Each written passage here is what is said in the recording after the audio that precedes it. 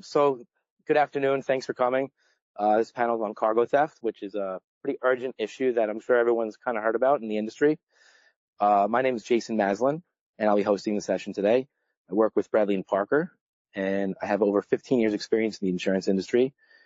And our team focuses on risk management and insurance for the recycled materials niche. And we help protect your assets at the lowest possible cost. And right now, cargo theft is an evolving threat in our space, and it affects profitability. It disrupts operations. It really disrupts relationships with customers, carriers. And to help the landscape, we have a better understanding. And we have joining us today James Final from the California Highway Patrol, Heath Lewis, VP of Operations at CargoNet, and Scott Cornell from Travelers. And I'll let the gentlemen introduce themselves. Hi, my name is James Final. I work with the California Highway Patrol's Cargo Theft Unit. I've been employed with the CHP for 15 years. Been doing cargo theft for the last 3 years. I work predominantly Southern California, from Los Angeles all the way down to Mexico, and then all the way out east until Arizona. I'm Scott Cornell. I'm the Vice President of Transportation at Travelers Insurance. I have about 30 years doing cargo theft investigations and supply chain security. I do the cargo theft stuff every day, deal with the cargo theft stuff every day. Keith Lewis, Vice President Operations for CargoNet. I run a crime intelligence unit. I've got crime analysts that take in cargo theft data and analyze it, and we provide intelligence to law enforcement and to our members. I have 18 years in supply chain on the operations side, operations and sales. Then I went into law enforcement, where I was a special agent with the Georgia Bureau of Investigation. The last 12 years of my law enforcement career, I focused nothing else but supply chain theft. So I'm just going to do I'm going to read the antitrust. So welcome to today's session on freight material theft and mitigating the risk. All ReMA events are to follow the antitrust policy and code of conduct. Copies of the policies are available at your seats. When you enter the room, your badge was scanned. While scanning, it's not required. Doing so does help ReMA to keep counts of the number of attendees. And in addition, it will help you access the additional information for the convention.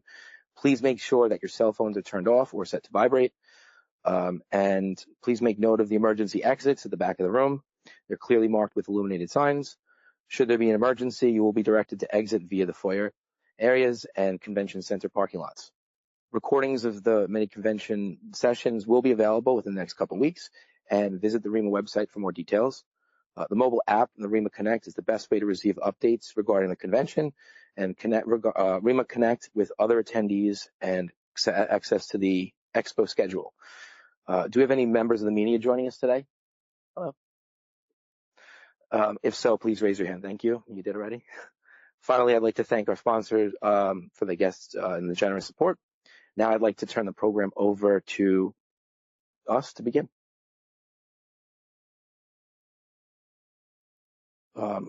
So James, let's start on the law enforcement landscape. You give a really nice background to this, so kind of explain to us a little bit about, define and discuss kind of like the types of cargo thefts that you're seeing currently.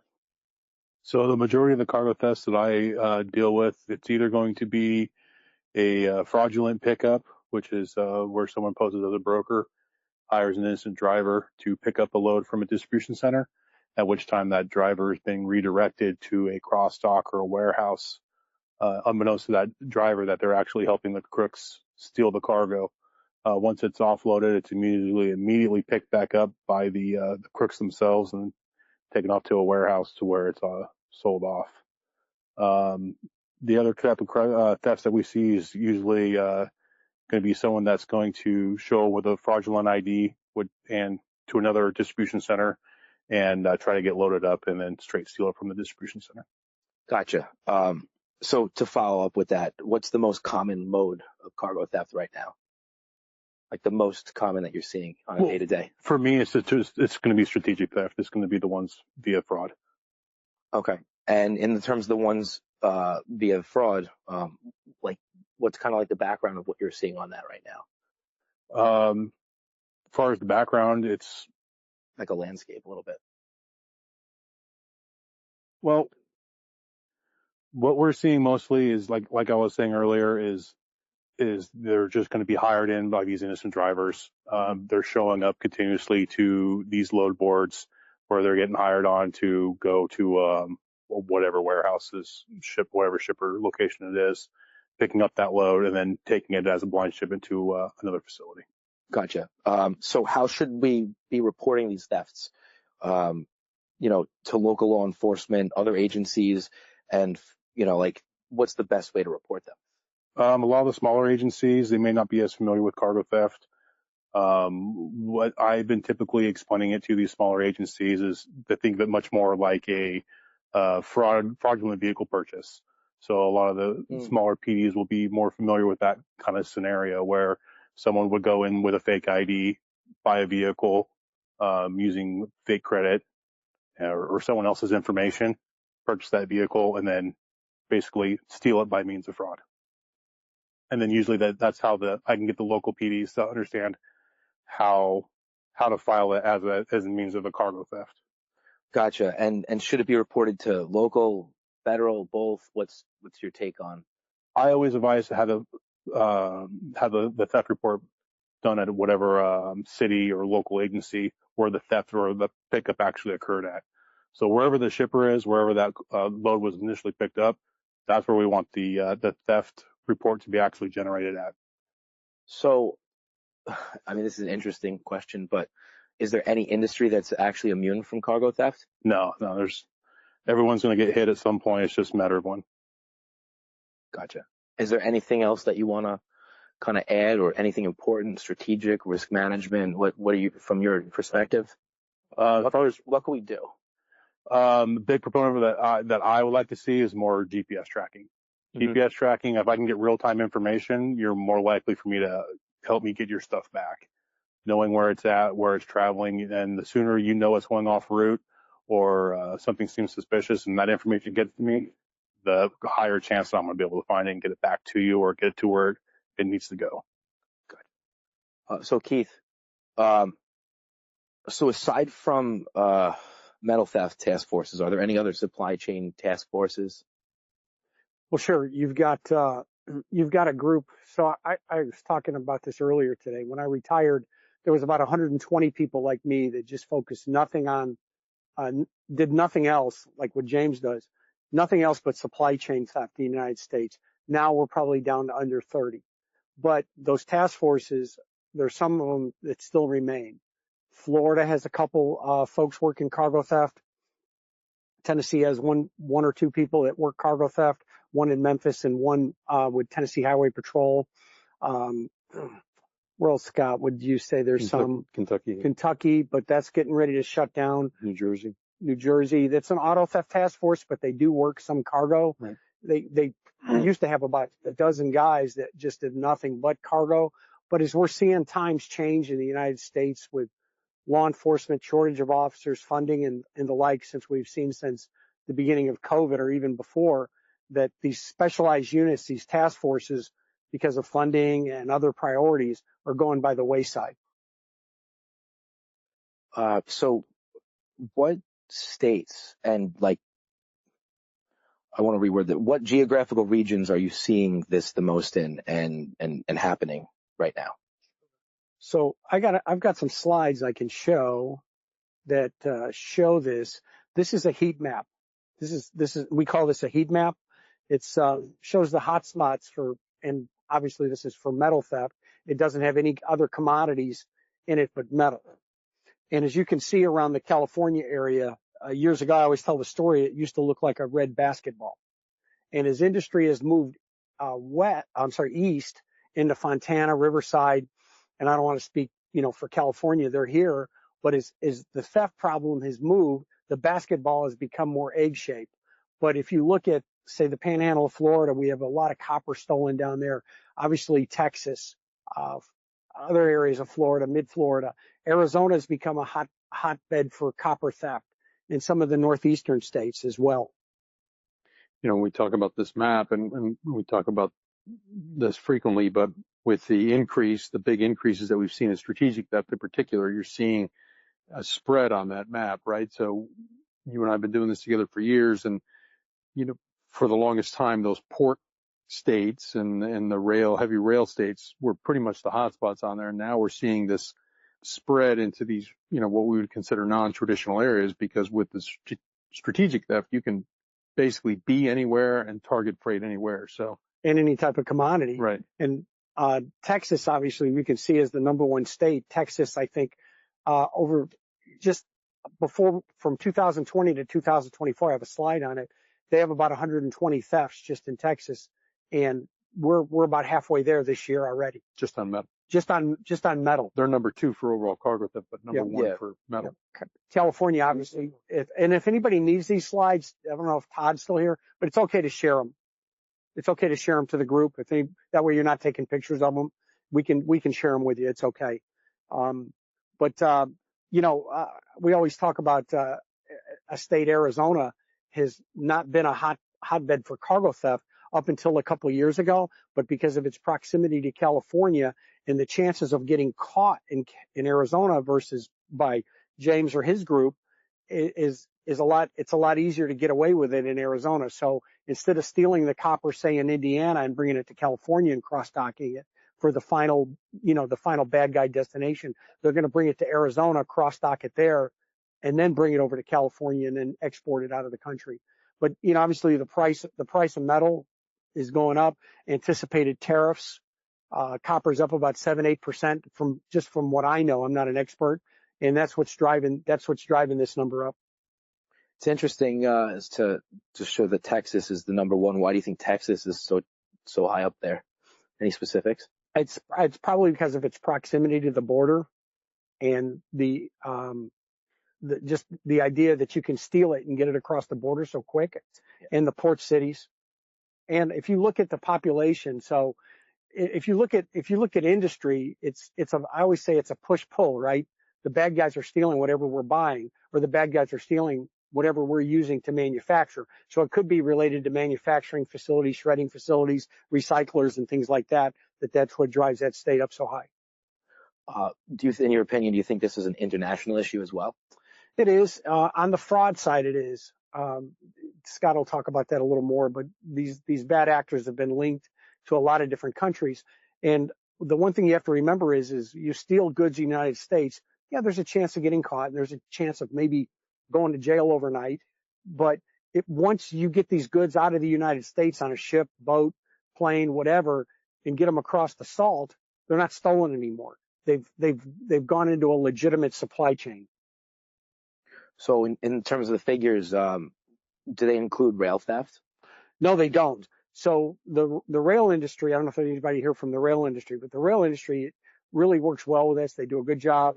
One thing I wish they would do better is report to us at CargoNet, but they don't. So if you look at our numbers, and if you look at the numbers of what's reported to us, and remember, there's no mandatory reporting.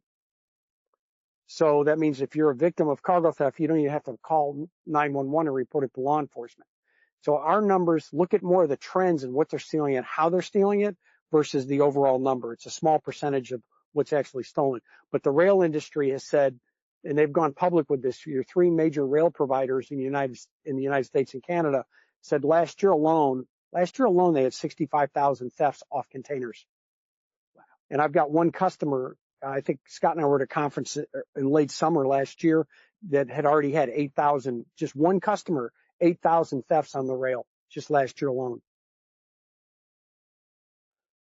Do you guys have anything else that you want to add to that from the different perspectives? Well, I think when you think about when you look at Arizona, Keith mentioned Arizona. So Arizona's become a hotbed for cargo theft, period. In large part, we're seeing a big expansion of warehousing and trucking in Arizona. So where the freight is where the theft will be, right? But when it comes to the copper loads and the metal loads, we're seeing, as Keith said, Arizona becoming a destination for those thefts, right? So I know of at least a half a dozen thefts that occurred in the Northeast, but the loads are suspected, or drivers had confirmed that they were redirected to drop those loads off in Arizona on the west side of the valley.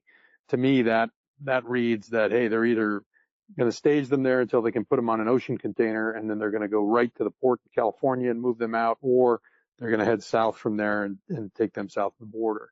So Arizona is not only becoming a hotbed for cargo theft, but it's becoming almost a destination or a hub state for movement of some of that freight that's being stolen in other parts of the country because of the enforcement and the results that we see from law enforcement in California. So I think they're doing that to try and avoid that scrutiny. One of the other things we're seeing with Arizona, just in general commodity thefts, primarily electronics. I know that's not what we're here for today, but look at the proximity, especially right on the border. Right on the border, you're in California. The border. You're in California, and you're buying fuel. It's $7-8 a gallon, diesel fuel. Come over to Arizona, it's $4 a gallon. So the drivers are making it to what they think is a safe haven. They get over to Arizona, first fuel place they find off the 40 or the 10. They're pulling in to get fuel. They got to take a break. They haven't stopped since they left Southern California. They need something to eat. They leave the truck unattended. We're seeing a big number of pilferages on the border. And the thing you got to remember is we don't cross state lines. I'm still a police officer. We don't cross state line. So, they steal it in Arizona, 9 miles, exit 9 on the 40. They steal it there. In 9 minutes, they're back in California through that port of entry. And every license plate that they have is a stolen plate or one off another vehicle, or it's obscured, so you can't see it with the license plate reader at the port. And then it's back in Southern California, back into that market where it's funneling out of the country or funneling into a secondary supply chain for theft. I'll add, when Keith mentioned that, once the freight starts to cross the salt, it's no longer stolen. What he's really referring to is the process of laundering the freight, right? So when they steal it, it can be metal, it can be copper, it can be whatever, it can be electronics, it can be whatever it is. But once they stage it and they reship it, they're going to redo the paperwork, and that paperwork is going to be, most of the time, it's going to be FAK, freight of all kinds, things like that, right? And then off it goes. So remember, the supply chain operates in large part based on what's on the paperwork or what's on the computer screen, right? We don't open every truck because nobody wants to break seals and things like that. So we don't open every truck. We don't open every container, anything like that. So once you get it in the container, and you relabel the paperwork or you relabel it in the computer screen or wherever it is that you're documenting it, it is whatever it says it is, right? Unless it gets inspected. Yeah, if you look at what's inspected coming in and out of the country, are we really worried about, from a national security standpoint, are we really worried about what's leaving the country? Or are we more worried about what's coming in? So the deep dive inspection is on the goods coming in from, the international goods coming in. Goods going out, the random inspections are far less. And if you, like Scott mentioned, if you redo the bill of lading, which the bill of lading think of as the airline ticket for the freight to travel across the country or across the world, the bill of lading goes from copper cathodes to scrap metal. And to the lay person, I open up a trailer and I know a little about metal, but the lay police officer or inspector, the difference between scrap metal, copper cathodes, it's metal. Let's go. We got other things to worry about. And household goods is a popular label too. Yep.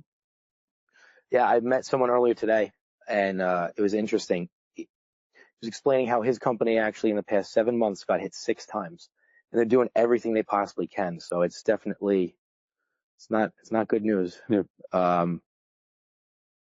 Do you think that these thefts are going to increase? I don't think that, well, there's no sign that they're going down, right? We saw a big bump. Keith had a slide up. I don't know if you want to go back to it, but we saw the COVID bump, right? And whenever there's any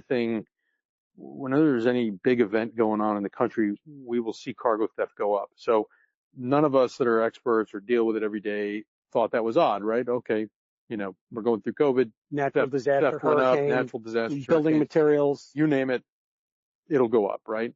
But usually shortly after that, it would come back down to what we would consider normal, which was, the numbers we had seen consistently over years. Well, what happened with total cargo theft, now the metal shows them more drastic, but total cargo theft, I think, went up like 90%. I'm saying in the COVID year, I think it went up like 20-some%, right. And it only came down about 7% in 2021, which was, still an increase. We all kind of raised an eyebrow at that. We're like, usually it resets itself pretty quickly, right? And then every year after that, it went up. And so from first quarter 2022 to fourth quarter 2024, cargo theft as a whole went up, I think it was 93%. Yep. And strategic theft, the fraud that you mentioned, went up 1,475%.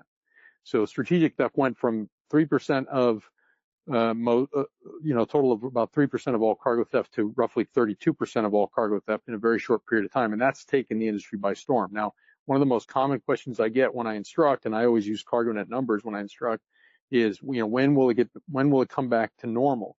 And my answer to that is, this is normal. This is your new normal, right? And now it's going to continue to go up. I don't think it's going to continue to go up in the in the giant chunks like we saw over that 3-year period or 2.5-year period or whatever, but it's still continuing to go up. You're projecting almost 4,000 Yeah. a year, right? So, last year I was telling Scott we'll probably wind up with somewhere around 3,700. We wound up right with 3,800. And this year we're on track to be a little over 4,000. But here's what bothers me is how many of these don't get reported. Well, that's what we've always said, right? Those numbers, I believe the CargoNet numbers, the total numbers are about 1/10 to 1/15 of all actual cargo theft. So if you have 4,000 at the end of the year, multiply that by 10 if you're talking full truckload, by 15 if you're talking pilferage included in there, right? So that's why we always say look at the trends, because the trends are very accurate. The trends are good. It's a sample of the sample size. overall picture.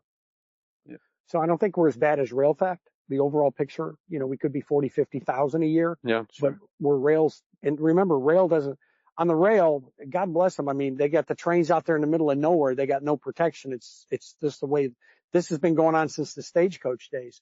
But if you think about it, the 40,000 number isn't all that far out there with all that's not reported. And the reason it's shot up as much as it has and continues to go up is because somewhere in that 2020 to 2022 range, cargo theft in the United States, the foundation of it fundamentally changed, right? So I've been doing this for about 30 years, and for most of the time it was always regional crews. It was always, it was always these small, pretty unsophisticated regional crews. They were usually, 8 to 15 in size. They knew each other. They grew up together. Related. They were related. If they didn't know you, they wouldn't do business with you, and they operated regionally, and they conducted primarily straight theft, meaning they go straight out to the freight and they steal it where it sits, truck stops, parking lots, drop lots, you name it. Well, somewhere between 2020 and 2022, cargo theft in the United States went international. So now we're seeing cargo theft being conducted or masterminded from dozens of different countries, right? And so they went from having, those regional crews having a regional appetite to sell their goods, right? Or having a couple fences they could sell things to or something like that. Now you have these big sophisticated international rings, and they're feeding a global appetite for this freight. And in theory, they can't steal enough because, again, they're laundering it. So a lot of it they're able to sell to people who have no idea that they're purchasing, may have no idea they're purchasing stolen goods. I'm sure some they do deal with fences and things like that know what they're buying.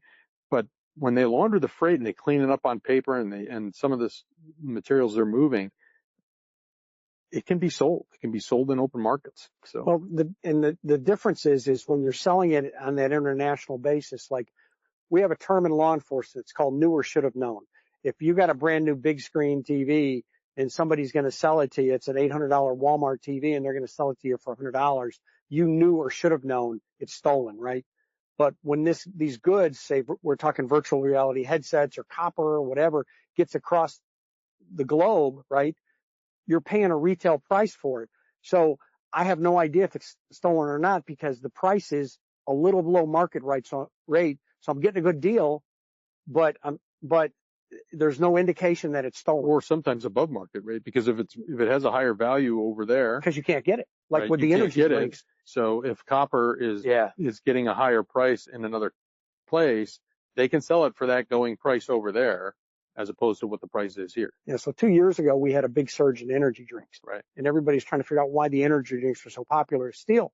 Well, you make it for a penny, you sell it for $1, it's legal and it's addictive, and we were seeing those being shipped overseas into other countries, which I didn't realize was a lot of energy drinks are not legal in every country. So I'm the guy, if you tell me it's illegal and I can't have it, I want it even more, right? Yeah. It's a joke. Yeah.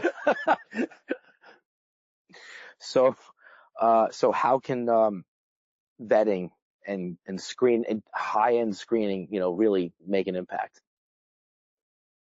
Well, for us, the more screening, the more in depth you go to as far as getting vehicle information, driver information, photos. Photos help us out immensely. Someone can present a California or New York driver's license, and they're pretty easy to clone or get a fraudulent duplicate of fraudulent information on an actual ID. But as long as we can get photos, we can match that up with other cases that we're working or with other investigators within other states or jurisdictions that can say, oh yeah, I've worked a case on that guy before, and his actual true name is this. This is his, information. These are the cases I have open on him, and we can start stacking charges on them. So the more charges that we can get through different jurisdictions, we might be able to try and get a federal charge. Some of them might be able to put them away a little longer than the short stuff that we do here in California. So how do criminals gain access to all the sensitive shipping details, and how can we improve overall?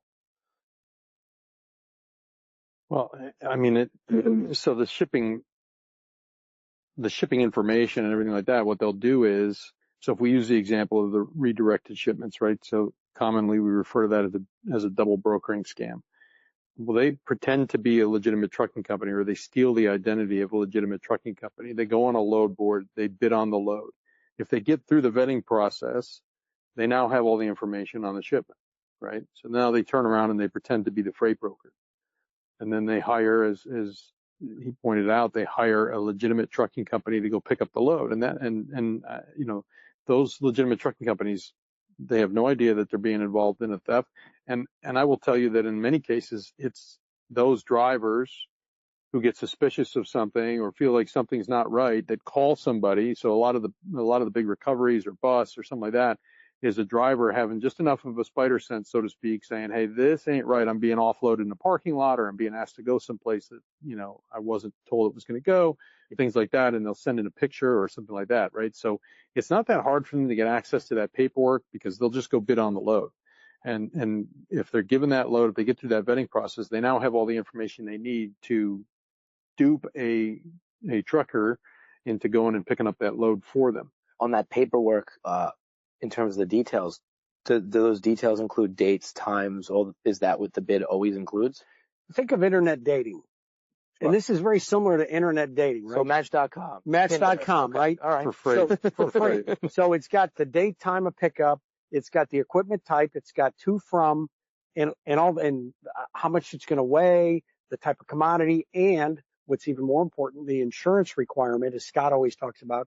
If you see an insurance requirement, I'm the driver going to bid on the load or going to pick this load off the load board.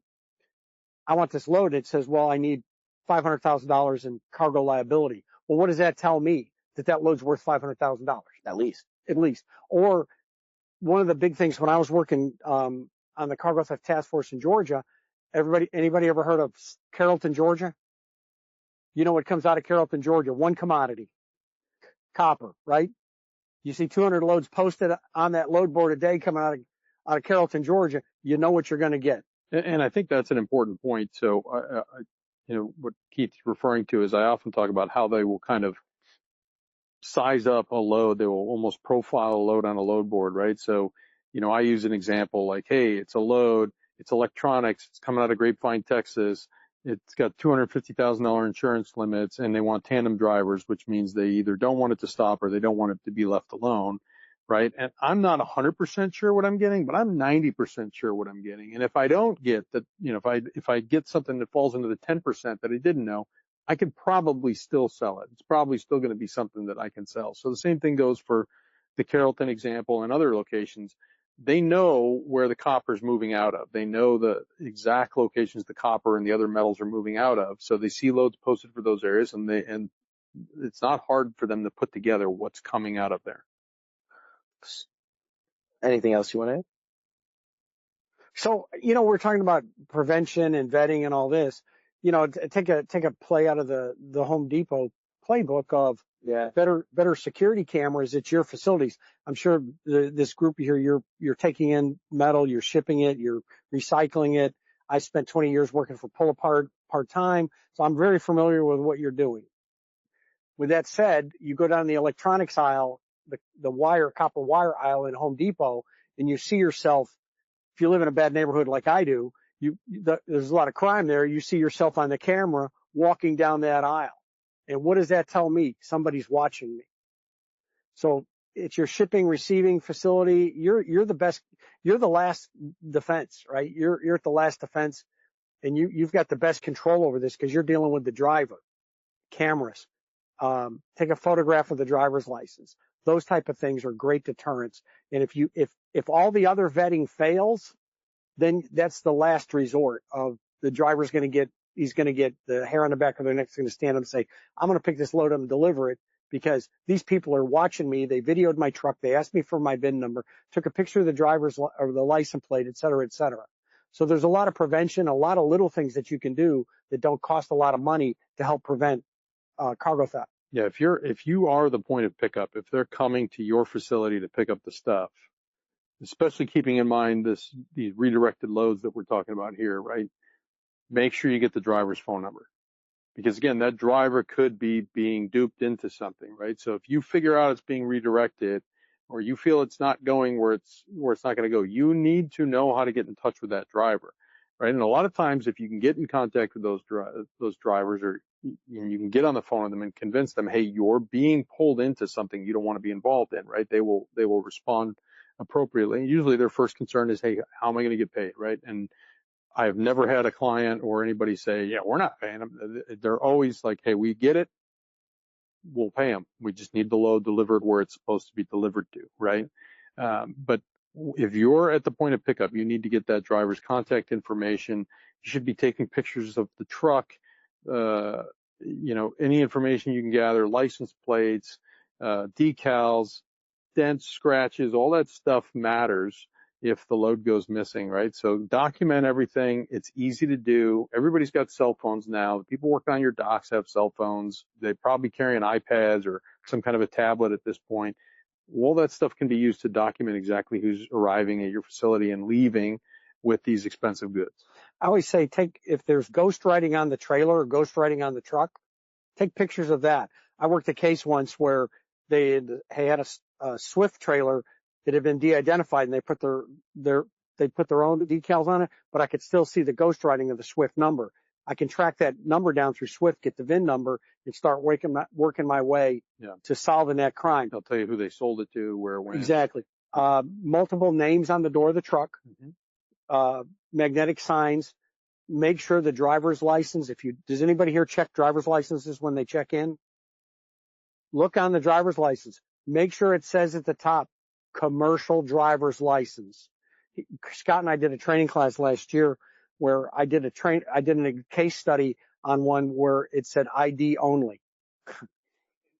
And, the truck was missing a front bumper. It was a West Coast to East Coast move. It was a day cab tractor and it had 2 or 3 different names on the door of the truck. Oh boy. So it was $1 million load of apparel that was stolen. So it's the little things that can save you. Yeah, so good idea is making the drivers take their hats off, getting their phone number, sunglasses, just really have a camera, have your surveillance right there so it could go around. I mean, I've heard cases where people have a dedicated employee go out and they'll have a little tote with paper towels and they'll have one person's job to clean their license plates. It's another issue that they're leaving them dirty, but then you take a picture of the license plates because then they're clean and you could actually tell, take pictures of the carrier numbers and everything. It's all just good risk management. In these folders here on the right side, there's some tips from Todd Foreman and from ReMA, and you could also email us and we can always send them to you as well. So in terms of the risk management and, the lens from the insurance side, Scott, is this coverage standard on the insurance policy? Well, I can't speak to any insurance policy other than ours, right? So it depends on what policy you're buying in the marketplace. Usually some level of theft is going to be covered on any policy, right? So again, I can't speak for specific other carriers or anything like that. We have a bunch of We offer coverage for theft, and you can buy additional coverage for theft, and there are some different options for that. But the industry in general, the insurance industry in general, is really taking a look at how are companies mitigating theft? What are they doing to mitigate theft? So I'm guessing, if I'm understanding you correctly, it makes sense to really talk to your broker and really vet out that insurance and make sure that that it's there and understand what you have. Yeah, you should have a clear understanding of what you're buying, right? I think, we're very open and forthright about what we're offering coverage-wise.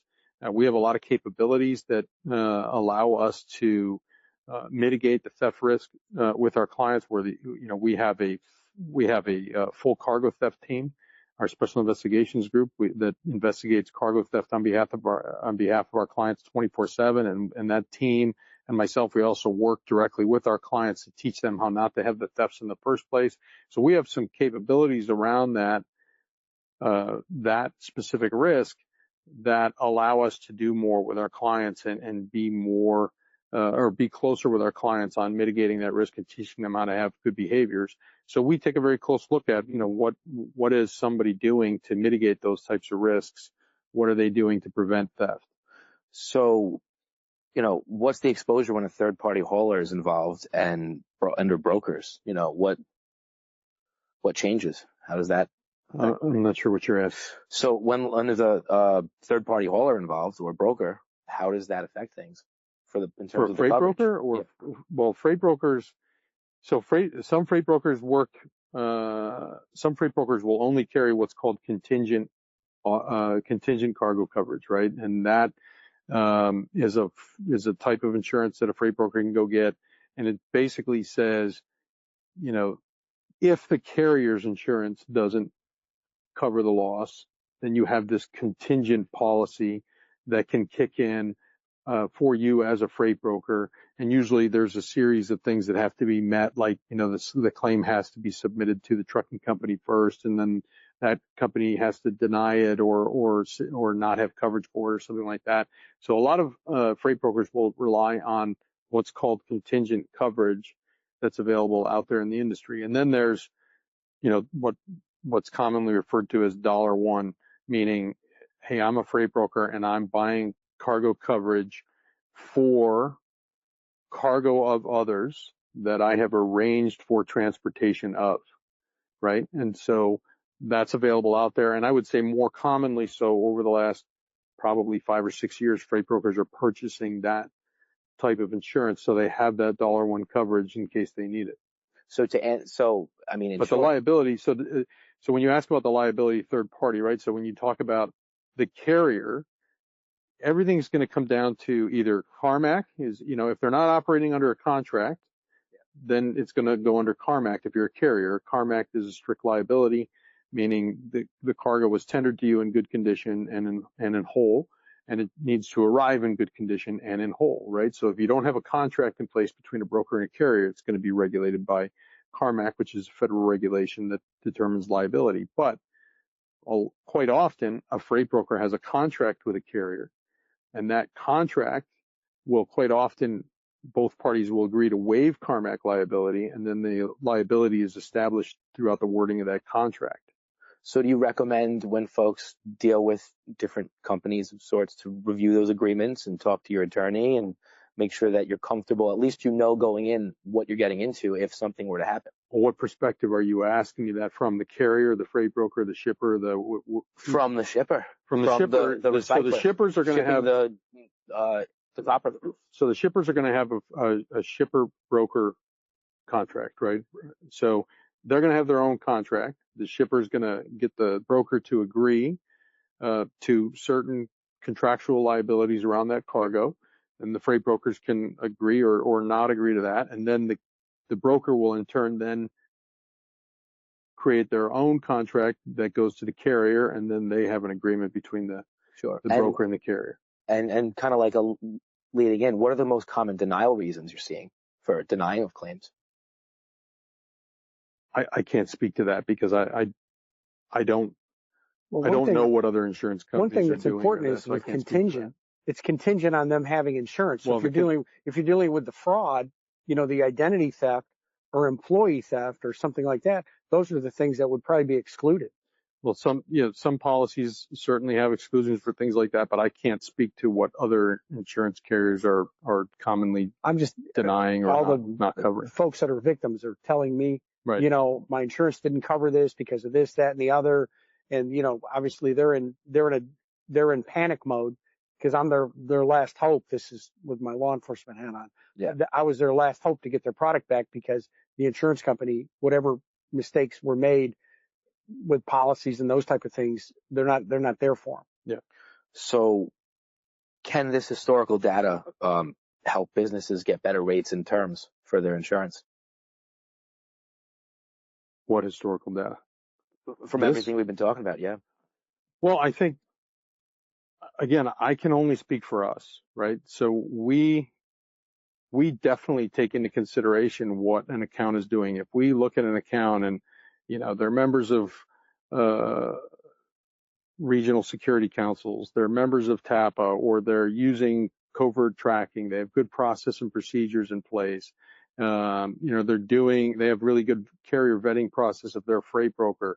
We take all those things into consideration because that helps you evaluate the risk, right? So people that are doing all those things, companies that are taking all those precautions or getting involved or getting engaged, they're certainly helping themselves or should be helping themselves in that way.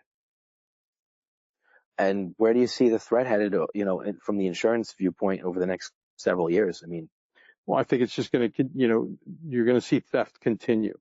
So, again, we have a lot of strong capabilities around that. We have a cargo theft team. We have a lot of expertise in-house around that. We explore different solutions, industry type solutions. We have what's called the innovation network, where we evaluate certain products or industry vendors that we think can bring value to clients for things like theft prevention and other types of risk and things like that. So I think, really you're in a monitoring stage. You're monitoring what's going on in the marketplace regarding theft. Is it continuing? Is it continuing to tick up? Are there new methods? Those types of things. We're very strong in our capabilities around that. We're very involved in it on a daily basis. So we just continue to work closely with our clients on that. So we're just about ready to start, kick off some questions and answers. To kind of get started, I guess I want to talk about kind of first recent success stories with the panel. So any kind of recent success stories that you could share, any kind of ways that preventative measures, risk management, trackers, what help these recoveries, and how can somebody really benefit from CargoNet, from all these different things, Well, go ahead, James. The stuff that helped with us, like I said earlier, is GPS tracking. Whenever we can get live data, it makes my job so much easier and much more efficient. A lot of the crews that I was watching have been doing surveillance on. They will move product really fast. They'll have that first theft, have it dropped off at a cross dock or a warehouse, and then they're picking it up and they already have a buyer lined up. That next morning, they're taking it to a recycler or a mom and pop, someone who's just collecting metals. They're usually hole in the wall, probably illegitimate recycling companies. Sure. Where we'll go and we'll watch them, and then they'll unload there, and then they reload into a shipping container, and then it's heading towards the port, and then we can finally intercept it and kind of get it back. But yeah, watching GPS data that was provided with that one helped us out a lot, and seeing how fast they can move stuff. And this was all within 36 hours from the time it was stolen to the time it was in a shipping container heading towards the Long Beach port. And that one you recovered? Yes. So can you elaborate that a little bit? Because I think that's important to so you recovered it, everyone was made whole. Yeah, everything worked out great. We were able to find out a lot of the bits and pieces of where they were taking the product, the route of how they were moving it, kind of like a shell game, from one warehouse to a recycler and then to a shipping container. And then we're still monitoring those locations, and we're getting to be able to recover more product. Sounds like they were all involved. Yes, and it's just how much they're going to admit to it without having to go and take their phones and download all their information off their phones. Yeah, get warrants. So how quickly did they get you that GPS tracking information in this case? This one, I was held up on 12 hours. So I think it went to the wrong agency. The product was supposed to, I believe, go to the East Coast, went to the West Coast. By the time it got to law enforcement, they contacted LA and inland. And by the time it was heading into Orange County, where I work, it's already been through 3 different agencies. And by the time I got there, the tracker only had, I think, a couple more percentages before it died. Oh, So we barely made it to where we were able to actually successfully find that cargo and monitor it and get it recovered. so make sure that the trackers have fresh batteries. Well, it's just that they probably had a tracking system that only had battery for the length or the duration of the shipment. And unfortunately, it may have been a short shipment from, let's say, Texas to Kentucky, but instead went from Texas to California. And that little bit of extra time that was unforeseen drained that battery. Or if you go through a dead spot, well, even with our trackers, they'll drain out pretty quick if there's no GPS or kind of cellular data. Okay. So let's go to the audience. Who has questions? Hello? Oh, sorry. Testing. There we go. So yeah, so we've had others where we've had some others where they were stolen, they were able to track it and have success with it. But the problem is exactly what James was talking about, getting it to the law enforcement in time. You didn't have a question now. Does anybody else have a question? Up here in the front Here we go. and over on the side. Hello. Do you have a recommended website where we can check the, I forget the acronym, MC number or, FMCSA. those are sometimes right. Yeah, FMCSA. Right. FMCSA. Right. What's the name of it? FMCSA. Thank you.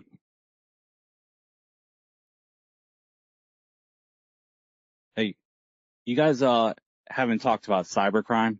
What percentage of this has been like brokers being hacked, emails being hacked, and manipulating the data that way? Is that even a... Yeah, it's a good question. So literally a year ago, I was speaking at the Midwest cargo conference, and I was asked that question. So this is about a year ago, right? And at the time, my answer was, I'm seeing that maybe once every couple of months, right?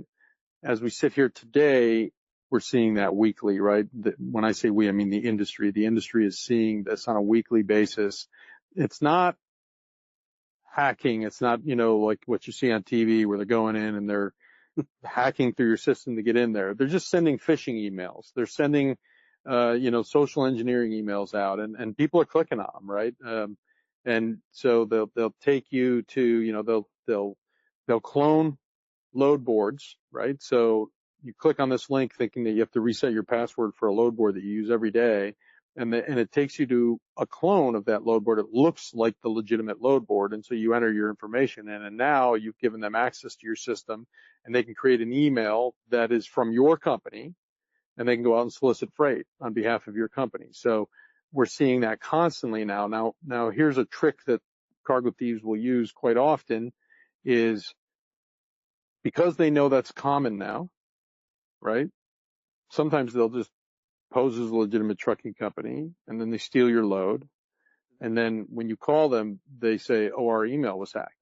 So now you have this fun task of trying to figure out, is this a legitimate trucking company whose email was hacked, or is this a bad guy who's saying that his email was hacked so that he's taking me down a rabbit hole and I can't figure it out for a couple of days, and he's delaying me looking into the theft, right? And this is a very common tactic we're starting to see with thieves where they're kind of clouding the scenario for you in such a way that, am I talking to somebody who is also a victim like myself because I just lost my freight, or am I talking to a bad guy?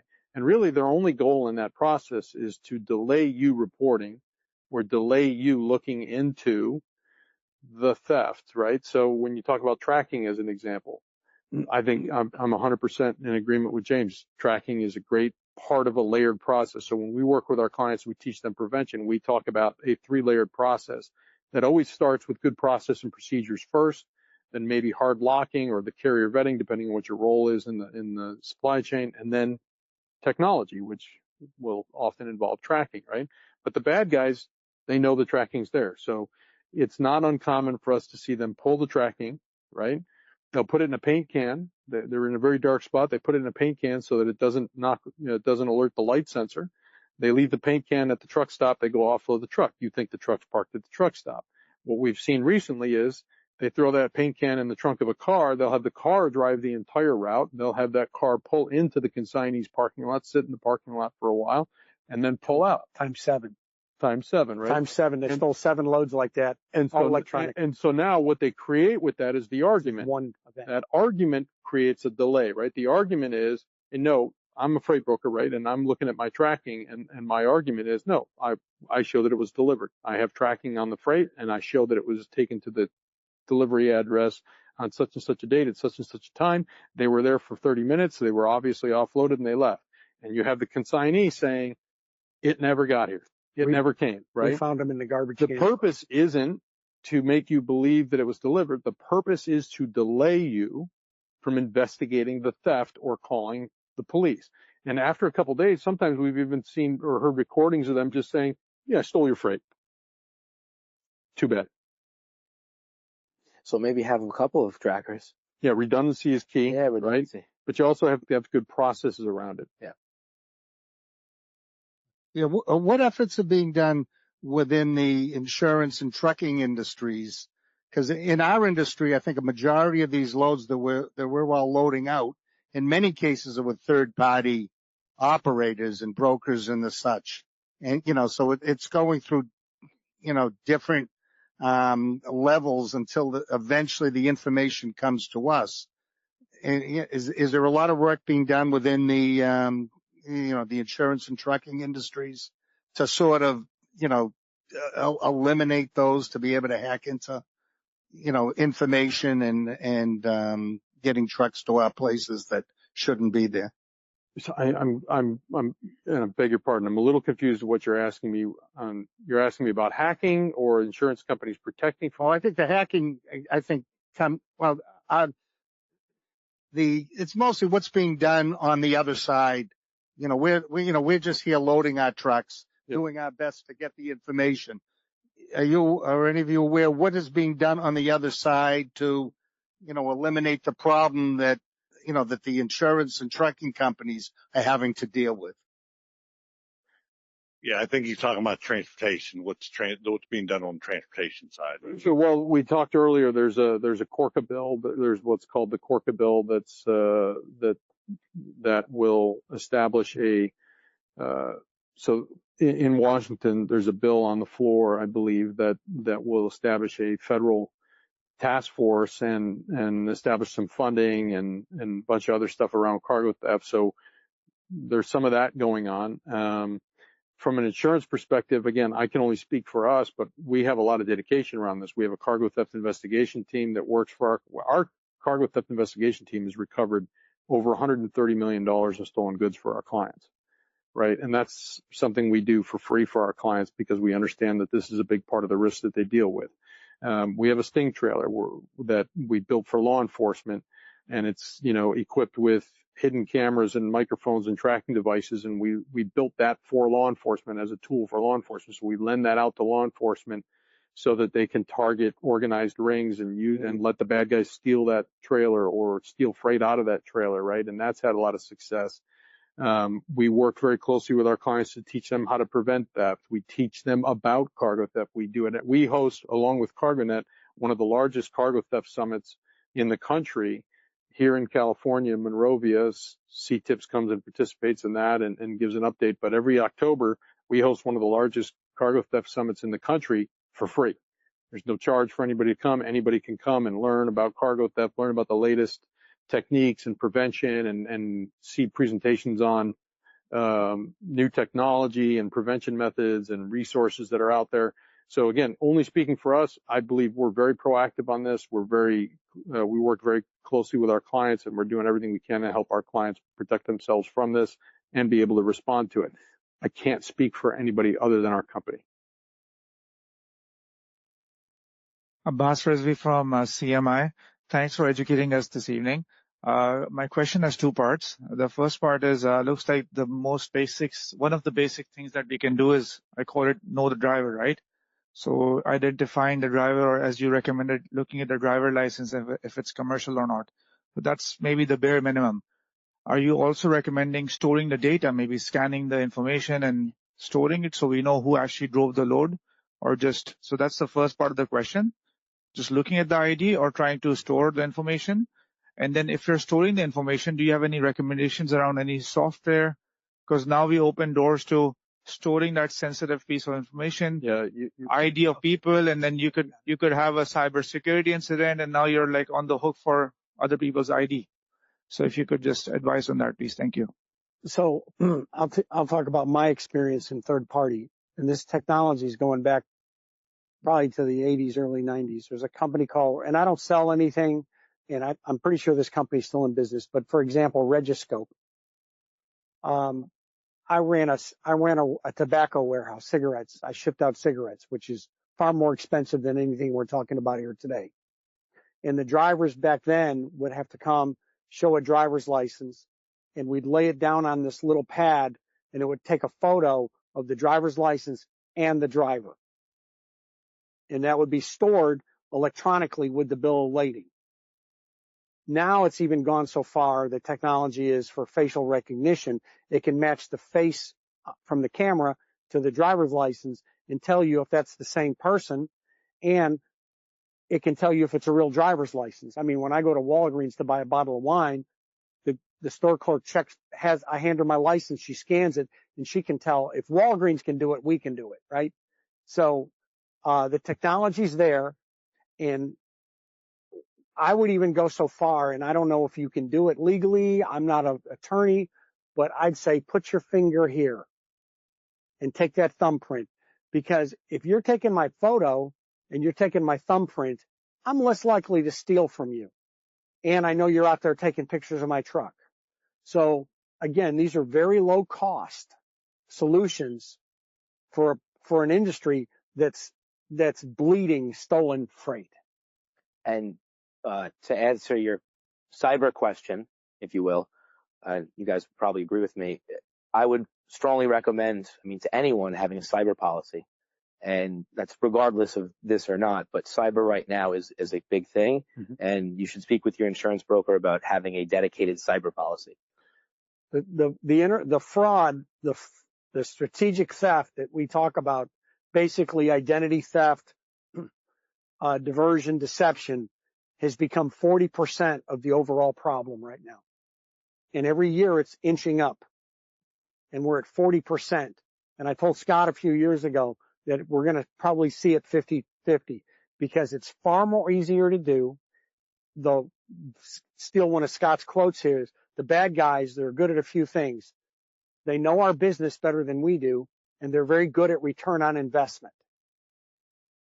And there's no investment in the fraud.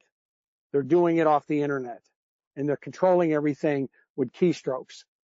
So I see that, and plus the risk of getting caught is far less than your traditional cargo theft.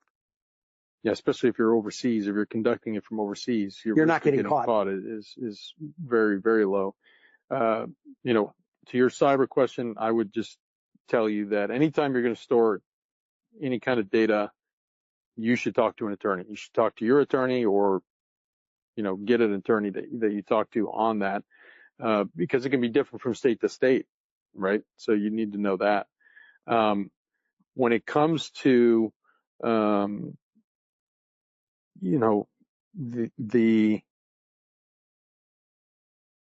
it comes to these rings conducting these strategic thefts, I think I'm with Keith. I think if you take pilferage out, we'll end up about 50-50. I think full truckload theft done by straight theft and strategic theft, I think we're going to end up panning out equal. When you throw pilferage in there, pilferage is so abundant. There's so much pilferage, it skews the numbers, right?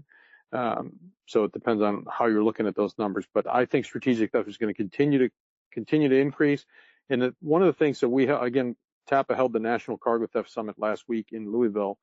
And one of the things that really hit me there was, for all these years that I've been doing cargo theft, normally I would say we have about 5 or 6 methods in play at any one time, right? A couple of straggler methods here and there, but normally the industry is facing about 5 or 6 different methods. Right now, I think the industry is trying to deal with 15 to 20 different methods being conducted. Now, obviously, like the redirected loads or what I call double brokering scams are the most common, what's seen, most frequently on the strategic theft side. But I'm seeing so many different methods. And last week we saw presentations on so many different methods and so many people share intel on different methods that they've seen that I think it causes a lot of confusion. How do you defend yourself? Do you really understand how you're being targeted for cargo theft? Do you actually understand the method? You have to educate yourself. You have to go out there and educate yourself, watch webinars, join councils, go to cargo theft summits, attend sessions like this, learn the methods, because if you don't understand how you're being targeted, you won't understand how to defend yourself. We haven't even touched on all the different methods. No. There's a new emerging crime, cluster thefts, bill lading forgeries, those type of things. And once we discover, Scott's talking about 15 different methods, probably by this afternoon, they'll have a couple more. Yeah. So I think there's a question in the back. Hi there. I have a couple questions. One, with the broker situation, I've seen a couple of situations where it's been double brokered or somehow intercepted. Is there any recourse against the broker's cyber policy if they were hacked? And should we be requesting proof of that from our brokers? If you're hacked, if right? The broker's hacked. Anybody, if you're hacked, if a carrier's hacked, if a broker's They're hacked, a victim. most of the time they're considered a victim. They're a victim too. Right now. But that's a good defense. But would their cyber policy protect us? Well, again, we don't see a lot of hacking, right? Very we see little. it's a lot of phishing and Everybody social thinks engineering. And so now you're speaking about cyber insurance, which I have no expertise on whatsoever. So I couldn't tell you. I have no idea if phishing or social engineering is covered under cyber policies. I have no clue on that, right? But you're not talking about true hacking. We don't see that very often in cargo theft. It's mostly those phishing or social engineering emails, and they trick people into clicking on links and providing information that they shouldn't.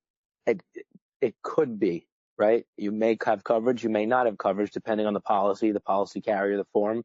You should talk to your broker, and again, and an attorney on all these different sorts of things to understand what you're getting yourself into and what you're opening yourself up to. And when using brokers with the contingent cargo, is there a way to better design so that protects us as a shipper, so that if something happens? Well, shipper, first of all, there's what's called shipper's interest insurance, right? So you can buy insurance for your own goods, right? Correct. That's called first party insurance, and you can buy that. And that may be an option for you depending on what freight broker you decide to work with, right? If you decide to work with a freight broker that says, hey, we're only going to carry contingent coverage, you're now aware of that, right? And you can either require, no, we're going to work with a freight broker that has $1, which I refer to as $1 insurance, right? And that's a choice you can make. Or if you say, hey, we're going to go with this freight broker, but they only carry contingent, we're going to go out and get shipper's interest to protect ourselves first party on that freight too. So you have different options on that. But again, also that freight broker is hopefully hiring a carrier that has valid insurance too. And if it's lost with the carrier, then you have that insurance policy too. So you could put yourself in a scenario where you have 3 different policies that could come into play. One would be primary, right? But those are things you definitely have to vet out. And then you have to make a decision on what level of insurance you want them to have. Pat? If the GPS tracker I put in my load shows that the load's off course, who do I call? You? Me. Who are you? So, and what's your number? I would give yourself. I would gladly give. If anyone needs my contact information, I will gladly provide it afterwards. I'll be around for a little bit. Is that right? Thank you. As soon as you see it off course, start making calls to your broker. Try to figure out why it's going off course. See if there's any other additional red flags along with it being off course. And then once you contact them and they don't get it redirected back on course where it's supposed to be, or they don't have a valid reason why it's off course, I would file it as a stolen load at that point. My point is, it's a law enforcement issue, but to whom exactly? So you're going to file it to wherever the load was picked up. So if your shipment was picked up in Peoria, Arizona, as a shipper, That's where I would have it filed at. So I call my local police precinct and say, For my family. that's where, You're the one that's where I start the police precinct. Do you think they will act on it in any way? But it's not necessarily that they're going to act on it, because it's obviously if it's moving across country and it veers off course halfway on that trip, obviously that city where you're filing the report at is not going to act on it. But once you get that cargo to be reported as stolen, the local agency in that area, if you're still tracking it, you can say, like, say it started in Florida, it's going to California, and right now it's in Texas, and then you reported it stolen to Florida, and now it is actually in the system as stolen. You can contact Texas, whatever local agency that would be, whether it's DPS, Dallas, whatever it's at. Have them act on, hey, I'm tracking it, my cargo, it's heading north from Texas now. It's supposed to be going to California. I filed it stolen in Florida. This is a report number. I'm trying to get it stopped so I can get my cargo back. It'd be the same thing if you thought of it as a car or a vehicle. Hey, I have GPS in my car. I reported it stolen where it was stolen out of, which was in Florida. I'm tracking my vehicle. It's now going this direction. I'm trying to get local law enforcement to make the stop to recover my vehicle. This cargo works the same way. So we kind of be seeing where it is on the map and try to get a precinct there. Yes, yeah, wherever you're seeing it on the map, as long as it's not getting spoofed, because I know with some of the cell phone-based tracking systems, I know some of them are being spoofed, or as Scott and Keith were talking about earlier, if they throw it in a paint can or something and throw it into another passenger car and they just start driving around in the circles, it might show it in a different location. It's just things to be aware of. But I know, like with Texas, I use Texas as an example because they have great camera systems on the freeway. If it's going down the 40 or whatever freeway is out there, they can pick it up on the cameras usually pretty quickly. As long as it's in the same truck, it hasn't been cross-loaded from one vehicle to another. They usually find it. I've had great success with working with Texas on finding stuff and having it stopped. In the front. My name is Surendra from Belgium. We are engaged in import-export of ferrous and non-ferrous metals. Is there any dedicated insurance policy to cover fraud, intentional misloading of the goods? Instead of loading aluminum scrap costing $2,000, they load material of $200 per ton. It's intentional. Is there any policy to cover, or can the insurance people say it's a commercial risk? I'm having a hard time hearing you. You're very. I think he's looking into if somebody intentionally, correct me if I'm wrong, but intentionally gives something that's an inferior metal and they're saying it's a copper, but it's not. And is there coverage specifically for that?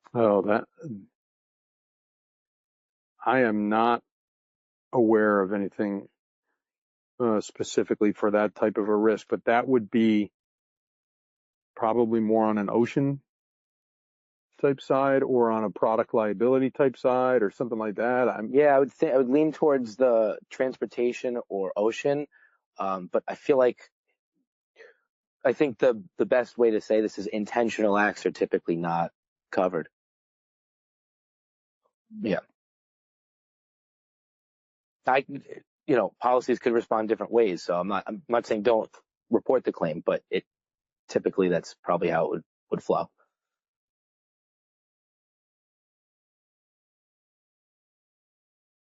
We had a load stolen Friday, and we attempted to report it to our local law enforcement, and they wouldn't take the report. They didn't think it was within their jurisdiction. So they wouldn't. So just so everyone understands, so you went and brought it to local law enforcement. We called and tried to make a report. They would not. And they wouldn't take the report. Was it stolen in that local jurisdiction? It was. I called Todd. Todd wants to report it to you because its supposed destination is California, not the true destination, but we actually managed to get a hold of the fraudulent documents, and it showed California as being its destination. But California needed a police report to be filed. We couldn't get the local jurisdiction to file it. Finally, after 3 hours, they did an incident report over the phone, and that's what we had to work with. Some of the things that y'all are talking about are true in a perfect world as far as reporting if you have tracking to a jurisdiction. But to really, first of all, for me to know in Texas, if it were headed east, someone to contact in Kentucky and get it reported timely. And it's just very difficult. I mean, it's not a perfect world. Is there a clearinghouse where, other than using Todd, is there a clearinghouse where we can go where we can get a hold of somebody in law enforcement that understands the situation in the system and can facilitate quicker processing of the information that we have? Because I think you'll all agree this is all about timing. Yes. I mean, obviously time is a key factor in getting your stuff back. I know I get a lot of people that will contact me, especially after going to conferences such as this. They'll have the same question as you, where it's like, hey, I just had this cargo stolen, and they won't take it. They're saying it's a civil matter, or it's not, this is not where the theft really happened. It happened where it veered off course. What I always try to do is I try to educate that department. Granted that this is going to be a one-off situation every single time. But having access to something like CargoNet where you can get a hold of one of their guys there, they can always put you in the immediate person that is kind of facilitating that area. I don't know if Keith has anything. I wouldn't go. I'll say it so that he doesn't have to say it, so it doesn't appear like he's marketing CargoNet. But I would tell you, if you remember CargoNet, one of the things that they're very good at is helping you get the report that you need, helping you communicate with law enforcement so the report will get filed the right way with the right police department, explaining it to the police department in such a way, like Keith or Gary that works for him, or former law enforcement, they're going to be able to speak to it in just the right way that the officer understands what's actually being perpetrated and how to take the report and what should be reported. I know it's confusing. I wish I had an easier answer for you, but that's a great resource for you for something like that. Well, I know we're out of time, but let me just ask you a question. What city are you in? The load was stolen in Midland, Texas.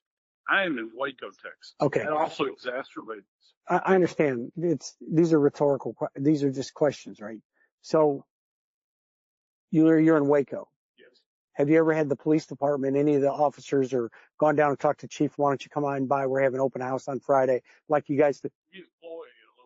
Well, wouldn't one of these guys help you? Yes. Eventually, this is our 5th stolen load in the last couple. I think I talked to Todd about this. You and I talked about this. Yeah.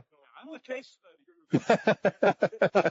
Unfortunately, right? Yeah, I know about this stuff, but and it's like, that's what I always tell people. And networking is a two-way street. There's an old saying called dig your well before you're thirsty. And if you've got contacts there, or I can't believe that. Hey, bud, look, I know we hang out, but can you just help me get a report made? And if they didn't help you, you're hanging out with the wrong people. Yeah, but I understand where I'm going with this, sir, is it's easier for me as a police, and I am a police officer still. And James knows, I can call up somebody and say, hey, look, I'm a police officer with this agency. Can you help me out? And we had a scenario similar, and they had to force it on the police. They went there. The gentleman in question went 3 times to the police department, and we'd spoken about this too. And they wouldn't take it. They wouldn't take it. They're inundated with these. They're overloaded with these type of thefts. They can't work it because it's not in their jurisdiction, but at least that network can help you. Yeah. Right. In a previous theft, that was the only way we could get the money was to go to. But this was an identity theft, right? Double brokering scam. It was a double brokering scam. So it's an internet. Double brokering scam. So it's a cyber kind of thing, right? No, it's a double. I understand, brokering. But it was done over the internet. Not by phone. I know we're out of time. Why don't you just get my number from Todd and give me? Yeah, I was gonna say. So in terms of everything, if anybody wants some of these folders, there's some stuff here with some key tips and tricks. I appreciate it, gentlemen. Officer Final, thank you for coming, helping us out. Keith, Scott. It makes it really clear. It's an issue. It's not just logistics, security, financial, strategic. You know, pretty much, don't forget to complete the session evaluation. It's going to be emailed on Friday, and feedback is critical to ReMA and future needs. And thanks for coming.